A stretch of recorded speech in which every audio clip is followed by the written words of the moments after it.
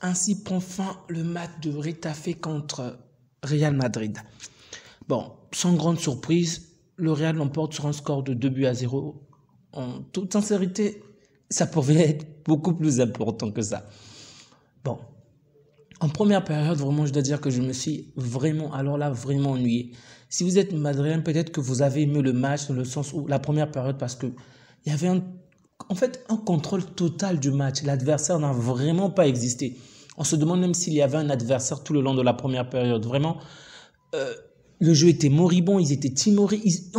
Ils n'ont apporté aucun danger dans le camp du Real, vraiment aucun. Je pense qu'ils vont même terminer la première période avec 0 tir, 0. Tandis que du côté du Real, malgré que le Real n'a vraiment pas accéléré, vraiment le tempo était assez lent, en tout cas moi j'ai trouvé, mais il y avait au moins 4 tirs cadrés. Et donc, du côté de Retafe, il n'y avait vraiment rien. Et ce genre de choses m'énerve parce que lorsque je me souviens encore du match où ils ont joué contre nous, on a tellement galéré pour faire un match correct avec eux. Et contre le Real, l'équipe n'a pas du tout existé, du début jusqu'à la fin du match. Vraiment, j'ai trouvé Rosselló puissant aujourd'hui, vraiment puissant. Mais avant de parler plus de Rosselló, il faudrait déjà que je parle de ce qui s'est une fois de plus passé pendant ce match. Il paraît qu'une fois de plus, Vinicius a été victime des cris racistes, des insultes racistes. Donc, ça, c'est quand même vraiment triste. J'ignore si les cris ont eu lieu avant qu'il rate les 2 occasions ou après. Mais en tout cas, d'une certaine manière, dans ce match aujourd'hui, il a raté des actions vraiment qu'il n'a pas l'habitude de rater. Au moins 2 opportunités où il était face à face avec le gardien. Il n'a pas pu faire la différence. Bon, je ne peux pas dire que c'est à cause de ces cris parce que je ne sais pas à quel moment il y a eu ces cris, mais ça s'est fait remarquer sur Twitter. Donc, je vais vérifier peut-être plus tard pour savoir si les cris ont eu lieu avant la faute ou après et savoir s'il y aura des sanctions une fois de plus par rapport à cela. Mais c'est vraiment désolant, vraiment. Le racisme ne devrait même plus... En fait, il devrait juste être éradiqué. Car, après tout, la seule race qui puisse exister, c'est bien la race humaine. Donc, reconnaître notre unité est fondamental, en fait, en tant qu'espèce, on va le dire ainsi. Et ce qui pourrait vraiment dissiper, par exemple, les préjugés,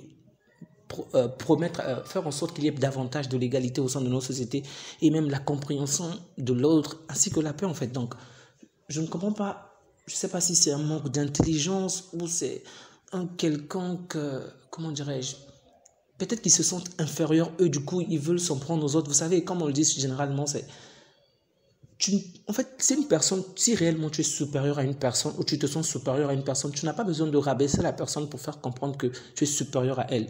Par contre, si tu te sens peut-être menacé ou inférieur à X personnes ou peu importe les domaines, je ne vous parle pas juste en termes de racisme et autres, mais c'est peut-être là-bas que tu manifestes un certain caractère. Vraiment, il faudrait vraiment qu'on puisse davantage, peut-être éduquer davantage des gens pour comprendre qu'on est tous en. Regardez par exemple lorsqu'on est touché par des épidémies et autres. C'est tout le monde qui est touché, ça nous touche tous de la même manière, mais bon, jusque-là, les gens ne comprennent pas toujours cela. Revenons par rapport à ce match.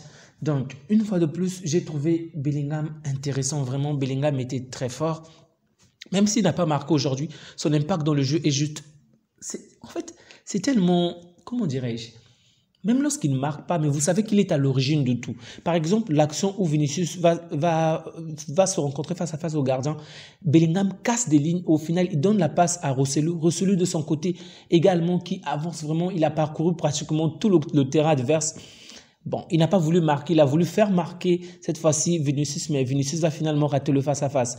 Ensuite, une autre action, Vinicius va encore se procurer face-à-face au gardien, mais là encore, il ne marque pas. Donc, il a certes joué un match plutôt bon. Il a quand même été bon dans son match, mais... Je ne vais pas dire que je suis avec lui pour souhaiter qu'il marque, mais voir qu'une personne subit ce genre de choses tellement de fois et encore raté, c'est quand même triste en tout cas. J'aurais souhaité au moins qu'il puisse marquer pour qu'il puisse au moins retrouver le moral, mais bref, j'espère que ces personnes-là vont quand même recevoir des sanctions adéquates. Donc du côté du Real, ils ont tous été bons, sincèrement.